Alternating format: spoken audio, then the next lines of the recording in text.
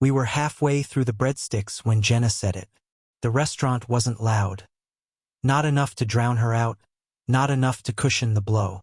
She turned her head just slightly toward me, locked eyes like she was trying to aim the wound, then let it fall. "You're overstepping boundaries. This isn't your family." The moment lasted longer than the sound. I felt it ripple across the room. The couple 2 tables over stopped mid-chew. The waiter stalled, 1 foot forward, 1 back, suspended like a glitch in a machine. Everyone heard it. That's what she wanted. Trevor's laugh cracked first, sharp and high, like a bottle breaking on tile. Then Justin followed, his smirk stretching wide, teeth catching the candlelight. It wasn't spontaneous. It wasn't shock. It was coordination. The kind of reaction you get when a script hits its cue. They didn't laugh because it was funny. They laughed because it had been building. Because it was finally said. Out loud. Loud enough for others to bear witness. I didn't speak. I didn't blink. I set my fork down with care, wiped the corner of my mouth with the napkin Jenna had folded earlier for show. Blue cloth, white trim, and laid it neatly beside my plate. No sudden movements. No heat. Just a slow withdrawal. I left a clean tip. I paid the check in full. I stood and walked out without a word. Behind me, there was a pause, then a clumsy shifting of chairs. Silverware clinked. Glasses touched the table too hard. Someone said, "What the hell?" It might have been the waiter, but the real silence came a minute later, when the manager walked to their table. Calm voice, practiced tone, neutral but final. "This order is no longer linked to any active payment method." I imagine the silence hit like a slap. Public. Cold. She had drawn a line in front of strangers. I just made sure she paid for it. 2 weeks before that dinner, I had booked the reservation myself. I'd chosen that table. Corner seat, dim lighting, cloth napkins. Not the kind of place we usually went. Jenna had just been promoted to department lead. She didn't tell me. I found out from a LinkedIn post. Her coworker, Eric, tagged her. Still, I went to the store that afternoon, bought her a new scarf. Navy wool, soft, expensive. She never wore it. Said it wasn't really her style. That night, she flirted with Eric across the table while I sipped my wine too slowly. At home, I said something. I don't even remember what. Just a question. She rolled her eyes and told me I was too sensitive. The next morning, she floated the phrase like a test balloon. "Maybe we need some space." And suddenly, everything shifted. Trevor started locking his bedroom door again. Justin stopped saying goodnight. I asked if they'd be joining us for Sunday dinner. No answer. They moved through the house like tenants, like boarders who didn't want their mail mixed with mine. They left dishes in the sink. Cleaned them. They tracked mud through the kitchen. I mopped it up. They sat on the couch I bought, in the house I paid for, using the Wi-Fi in my name, and every once in a while I'd catch a glance. Not anger, not hatred, something worse. Disregard. They had started to forget I existed. And Jenna? She didn't stop them. She didn't correct them. She didn't even look up. It was subtle at first. Quiet omissions. I wasn't invited to their movie nights. Inside jokes didn't include me anymore. When the new fridge was delivered, Trevor signed for it without asking. I was at work. The work that pays for the fridge, by the way. And Jenna texted me only after it was installed. "Looks nice." Then came the calendar. I had printed out a shared calendar years ago, color-coded by family member, taped to the inside of the pantry door. Birthdays, bills, Trevor's orthodontist, Justin's allergy meds. Jenna used to update it weekly. I checked it last week. It was blank. They had stopped scheduling around me, so I stopped asking. Still, I held on to that dinner. It was supposed to be a gesture, a reminder, a signal that I was still showing up, not for recognition but to keep the foundation from cracking further. I wore a pressed shirt, took time off work early to make sure I could drive them. Picked up a small cake for later, hazelnut, her favorite. They hadn't known. I kept it in the car. But sitting at that table, listening to Jenna say it, publicly, with clarity, with volume, I realized she didn't want the foundation anymore. She was setting fire to it. and her sons were happy to hand her the matches. "You're overstepping boundaries." Boundaries. Like I hadn't already stepped over 1,000 of them to keep that house running. Like I hadn't crossed financial, emotional, and psychological lines for over a decade to keep them afloat. They loved that word. Boundaries. A clean way to erase obligation. To redraw the map once the hard parts were over. I was never their real father. That much was true. I didn't bring them into this world, but I carried them through it. I was there when Justin got stitches after falling from the backyard swing. I sat in traffic for 3 hours when Trevor forgot his uniform before an away game. I patched the roof after the hailstorm, fought with the insurance company, fixed the damn garbage disposal when it flooded the kitchen. But those weren't fatherly acts. Not to them. They were services, background noise, just another bill paid by someone not worth acknowledging. So that night, when Jenna said what she said, I didn't fight back. I made a choice. Not in anger, not yet, but with a kind of cold clarity. I walked out, and in that moment, walking alone across the parking lot, I understood something I should have learned years ago. You can't carry a family that doesn't carry you back. I didn't go home that night. Not to the house I'd poured over $200,000 into. Not to the walls I'd patched with my own hands. The HVAC I replaced last summer when the air quit in July and Jenna was too stressed to deal with contractors. I drove. No music. No destination.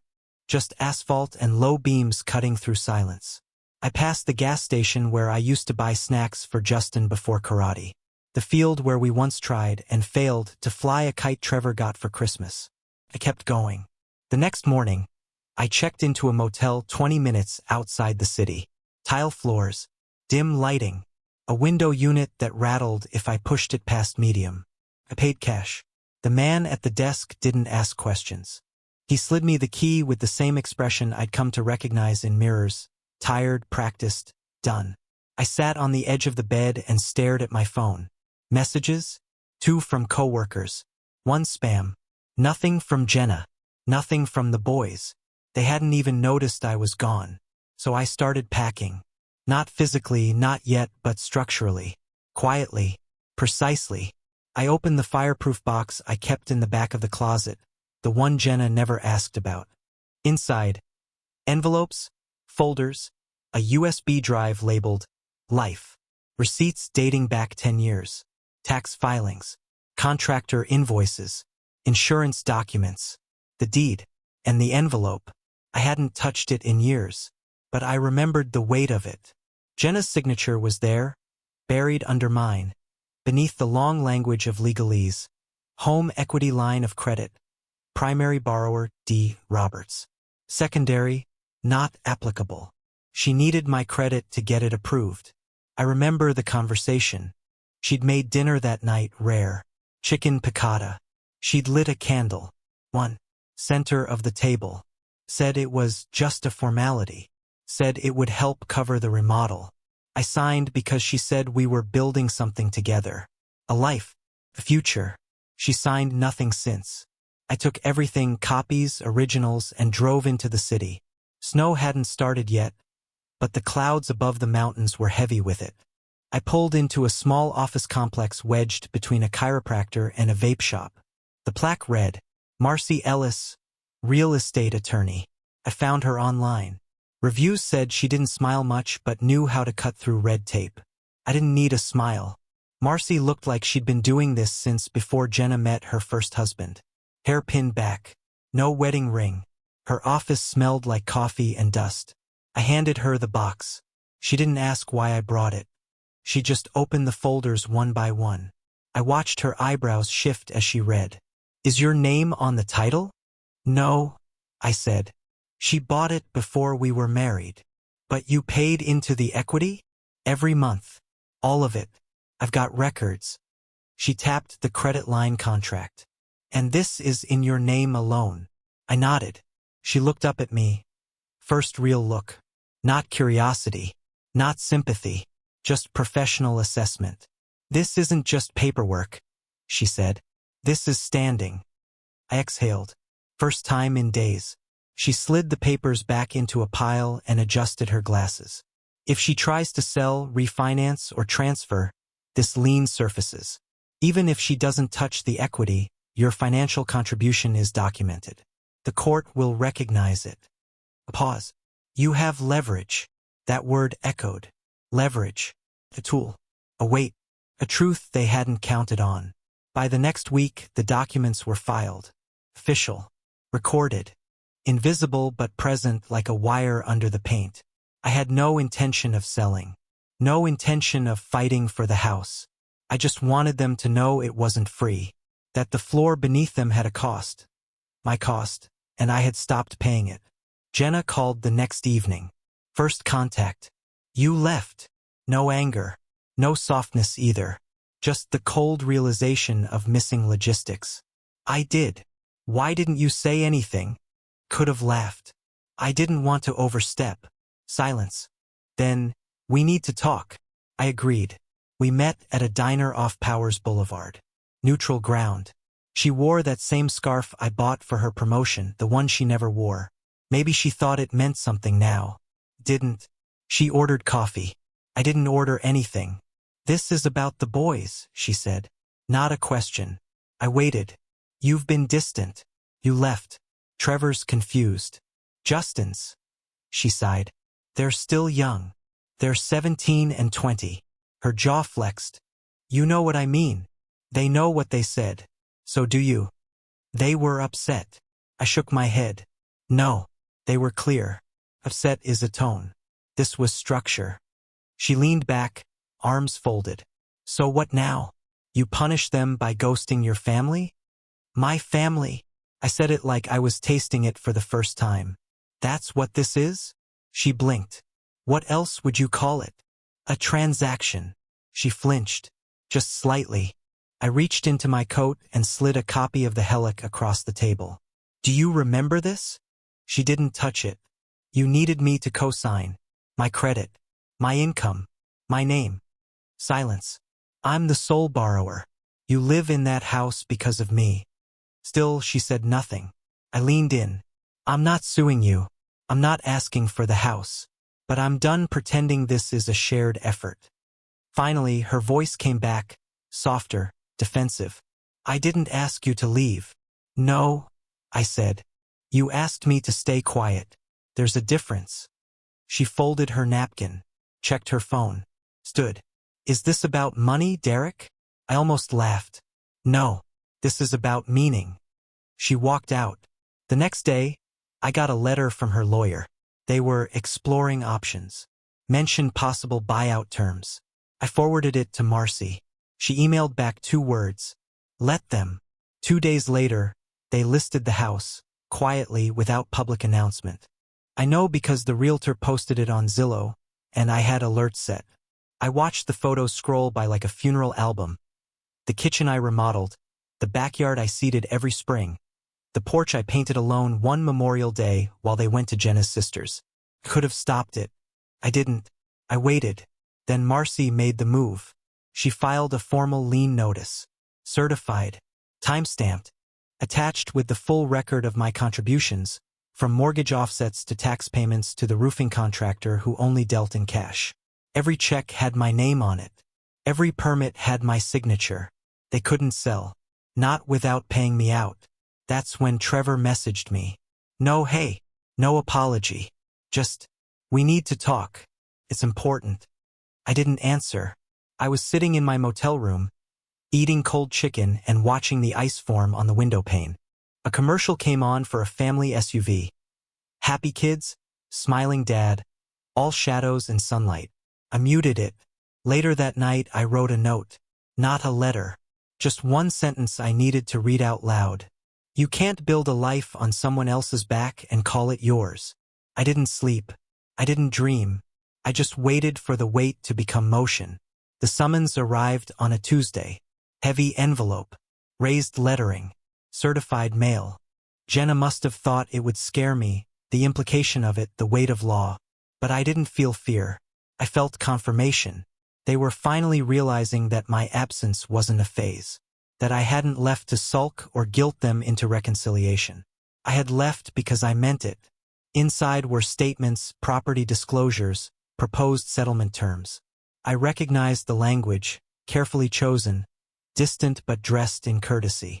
Their lawyer suggested a mutually beneficial resolution and preserving familial harmony. I underlined that last one. I didn't remember any harmony worth preserving. Marcy read through it in silence. She didn't flinch. She rarely did. "They think you're bluffing," she said. "I know. They think you'll take pennies. Maybe walk away if they cry loud enough." I looked out her window. The first snow had fallen. Thin crust across the parked cars. Colorado Springs in early December always looked gentler than it was. "What do you want to do?" she asked. I took a breath, then said what I hadn't said out loud until then. "I want them to feel it, the weight of it, not to punish but to understand." Marcy nodded once, then got to work. We countered. The next weeks moved like a courtroom metronome. Filings, discovery, documentation. Marcy requested the full financials. Household budgets, maintenance records, the boys' education contributions, all accounts tied to the property. Jenna's lawyer stalled. Marcy pressed. I kept to myself. Quiet house. Rented furniture. Coffee that tasted like ash and burned twice. I stopped checking Jenna's socials. I stopped checking anything. There was nothing online I hadn't already lived through. The court date landed on the second Thursday of January. I wore the same blazer I'd worn to Trevor's high school graduation. Still fit, barely. Marcy met me at the courthouse with a tablet and a hard expression. "They're bringing a realtor," she said. I smiled. Thin. "Of course they are." We walked in together. Jenna sat on the far side with her attorney. She wore all black, dramatic, performative. Trevor sat behind her, in a button-up shirt that didn't suit him. Justin wasn't there. Probably thought it didn't concern him. I didn't see fear in Trevor's eyes. I saw smugness. The belief that this would be simple. That money solves everything when you've never had to earn it. Their lawyer opened with practiced sympathy. Said words like, "unfortunate breakdown," "contributions unclear," and my personal favorite, "Mr. Roberts has not legally adopted either child." He said it like it was a closing argument. Like the absence of blood negated the weight of years. Marcy didn't argue. She just laid the documents down one by one. Receipts, bank statements, tax records, pay stubs, Home Depot invoices with my name on them. Time-stamped during weeks Jenna claimed I was uninvolved. Then she pulled out the binder. It wasn't thick. It didn't need to be. Inside, the home equity line of credit contract. My name, my signature. Sole borrower. Jenna's benefit. "Your Honor," Marcy said calmly, "my client holds legal debt on this property. Every improvement to the structure, roof, HVAC, water main, energy audit, even pest control was paid for from his accounts. The kitchen remodel? His check. The fence permit? His signature. They claim he has no legal claim, yet every brick in that house is mortgaged on his back." The judge leaned forward. Then came the financial disclosures. Mine fit on a single page. Modest savings, an old duplex in Pueblo I'd kept from before the marriage, a pension I hadn't touched. No secrets. Jenna's side came in thick, but hollow. No income beyond her salary. No savings worth speaking of. Retirement accounts in flux. Credit card balances, plural. The judge looked at both attorneys, then back at us. "Mr. Roberts is the primary creditor. His legal interest exceeds the remaining equity. This house cannot be sold or transferred without his consent or compensation." Trevor shifted. Once, then again. Palms flat on his knees. Then his foot slid. His back arched. Slow, strained. And his body twisted like something wasn't holding. A sound escaped his throat. Not a word. Then he collapsed. Backward. Hard. A crash. A chair toppled. Gasps from the bench. Jenna stood too fast. Her lawyer froze. Someone called for help. A clerk ran out. Paramedic alert triggered. But I didn't move. I didn't even blink. I sat with my hands folded in my lap and watched Trevor shake on the floor. Not from injury, not from illness, but from disbelief. The moment it all cracked. He thought it would be easy, that I would fold, that I would keep paying, keep showing up, that I would never hold the line, that I was bluffing. When the gurney came, I stepped aside. Jenna didn't look at me. She just followed the medics, pale, lip trembling. Trevor was conscious, barely. Face flushed, breath rapid. Panic attack, probably. Good. Let him taste the weight of consequence. Court recessed. Marcy sat with me in the hallway. She handed me a bottle of water. They'll offer a deal, she said. They don't want this dragging. What kind of deal? One where you win. 2 hours later, their lawyer returned. Hat in hand, tone changed. They wanted to keep the house. Fine. But they would pay me out in full, every cent backed by the lien. No conditions. No installments. No negotiation. I agreed. Not because I wanted the money, because I wanted closure.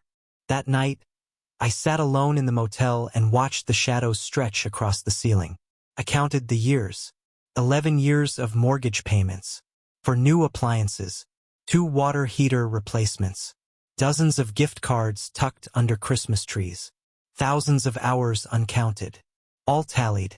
All finalized. All paid. I never told anyone this, but the last thing I did before leaving town was walk the street past the house. Just once. Late at night, headlights off, windows cracked. There was a new car in the driveway. Probably Trevor's. Maybe Jenna got him something to settle his nerves. The porch light was still the same. Flickered when it got too cold. I'd offered to replace it. She said it wasn't worth the trouble. Could have knocked. Could have left a note. Could have stood in the middle of that street and shouted everything I never said. Instead, I drove on. The next morning, the check cleared. Cashed it. I moved. I didn't tell them where. The check cleared on a Thursday. It arrived as a digital deposit, impersonal and efficient. No note. No apology. Just numbers where a decade used to live. I stared at it for an hour. Not because I was unsure, but because it felt small. Not in amount. In meaning. You don't measure repayment in dollars. Not when the debt was silence, disrespect, erasure. Still, it was done. Marcy called that evening. We're closed, she said. They won't contact you again. Good. You planning to stay in Colorado? No. You know where you're going? I paused. Away. She didn't ask for more. Just said, take care. And hung up. I bought a recliner. Used. Brown leather, a little cracked at the seams. Still firm. Then a dining table. 4 chairs. Square. Solid wood. Fit perfectly in the 1-story rental I found just outside Okoboji, Iowa. Quiet street. Lake visible from the porch if the trees don't get greedy with the sky. I unpacked slow. Clothes. Books. A single box labeled proof. I didn't hang any photos. Didn't bring any. The house came with curtains already. That was enough. The first week felt like deflation. Not relief. Just air leaking from something I didn't realize had been overfilled. I spent hours walking the gravel roads near the water, watching the ice cling to the shorelines. Locals nodded, waved. Nobody asked where I came from. I think they knew not to. I planted tomatoes. Too early, probably. Too close together, like Jenna used to do. She always said they liked the company, even if the harvest was a mess. I don't know if that was true or if she just hated spacing them. Either way, I did it. Maybe out of habit. Maybe just to see if they'd grow without her. On the 14th day, I mailed a package. Small envelope. No return address. Inside a photo. Jenna years ago. County fair. Wind in her hair, laughing, full, real. Hand shielding her eyes from the sun. Trevor took that picture. I remember because he had dropped the camera after and cracked the lens. I paid to replace it. I sent the photo to Trevor. Nothing else. No receipt, no signature, no words. Just that one image. Why? Because he needed to remember the version of her that mattered. Not the fighter. Not the lawyer's client. Not the woman who nodded silently when her sons erased me in real time. The woman she used to be, before the cracks widened. I don't know if he kept it. Doesn't matter. I didn't send it for gratitude. I sent it because it belonged to someone, and it wasn't me anymore. Spring came late. Iowa's wind doesn't ask permission. Cuts through trees and lungs the same. But the lake thawed, slowly. Ducks returned. Kids rode bikes again. I started waving more often. Some nights, I'd sit on the porch with a drink and let the silence press against me. Not heavy, just present. Like an old dog resting its head on your feet. There was no one to answer to. No one slamming doors. No upstairs music vibrating through drywall. No snide remarks across dinner plates. Just the sound of my own breath, and that was enough. I didn't tell anyone where I went. No family. No old co-workers. No mutual friends from Jenna's side. Not that any had stayed in touch. The Christmas cards stopped the year I forgot to sign them love. Apparently that was enough to be crossed off the list. I got one voicemail. Karen, Jenna's sister, said she hoped I was well. Said the boys were adjusting. I didn't respond. There's nothing to say to someone who only remembers your number when the smoke clears. A month later, I got a letter from Justin. Handwritten. Spelled my name right. That surprised me. He didn't ask for money. Didn't beg for help. He just said, I don't think I understood what you were doing for us. He was wrong, of course. He understood. They all did. They just didn't care. Not until it stopped. Kids don't need to understand every sacrifice to recognize its absence. They only pretend it was invisible so they don't have to reckon with their own ingratitude. Still, I read the letter twice. Then I folded it and burned it in the kitchen sink. Ash falls faster than forgiveness. Sometimes I wonder if Jenna regrets it. The moment at the restaurant. The tone. The way her eyes didn't shift when I stood up and walked out. Maybe she thought I'd come back. That I'd swallow it like I always had. Maybe she counted on the old rhythm. Leave, sulk, return. Quietly. Willing to pick up the scraps for the illusion of family. She miscalculated. Because I didn't leave out of anger. I left because I saw clearly, for the first time, that I was a fixture. Not a person. A utility. A backbone expected to stay upright without thanks, without voice, without rights. And when you tell a man he has no place, don't act shocked when he removes himself from it entirely. I carried that family for 11 years. Their bills. Their moods. Their failures. I watched Trevor cry after his father forgot his birthday, again, and held my tongue when he later told me, "You're not him," like that was a wound to me instead of a truth to him. I paid for college applications that led nowhere. I paid for therapy when Justin wouldn't talk. I bought the quiet things. New shoes before dances. Movie tickets with just enough cash for a snack. The daily, invisible offerings of a man trying to earn a space never truly offered. But there comes a day when even quiet men draw lines. Not with shouting, not with fists, but with absence. A clean, surgical removal of presence. And when that absence is financial, emotional, structural, it echoes louder than words ever could. They heard it. They just didn't expect it to last. Now I sit in a town where no one knows my name, in a chair I bought myself, under a roof I don't have to share with ghosts. I wake when I want, cook what I like. I don't ask anyone if the thermostat is too high or if the boys have practice or if Jenna needs space. There's all the space in the world now. People talk about closure like it's a conversation, a scene, catharsis. It's not. Closure is a room you walk out of and never enter again. I didn't slam the door. I didn't lock it. I just left it behind. And I don't look back. So here I am in the final stretch of this story. Not victorious. Not bitter. Just still. And maybe that's enough. But before I end, I'll leave you with this.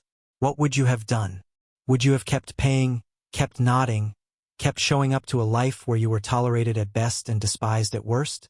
Would you have stayed silent when the people you carried told you that your presence was unwanted, your support expected, your love disposable? Would you have fought harder for a seat at a table where the only thing they wanted from you was the check? Or would you have stood up like I did and finally walked away? I didn't burn the house down. I just stopped holding it up, and it collapsed without me. So tell me, not as a story, not as fiction, but as a question that belongs to you now, was I wrong?